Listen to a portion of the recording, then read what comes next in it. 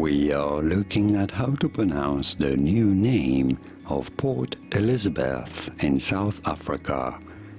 This is how the new name is spelled.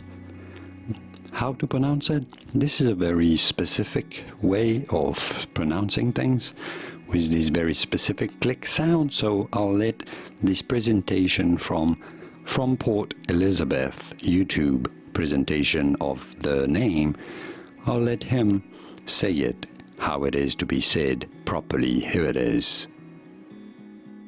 The Democratic Alliance notes with great concern the recommendation made by the Eastern Cape Geographical Names Committee that the name of Port Elizabeth be changed to Gqeberha, Gqeberha, Gqeberha, Gqeberha.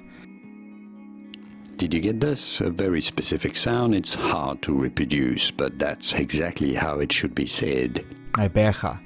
Did you get this? Was this any helpful? Let me know in the comments.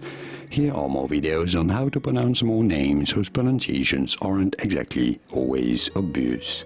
I'll see you there to learn more. Thanks for watching.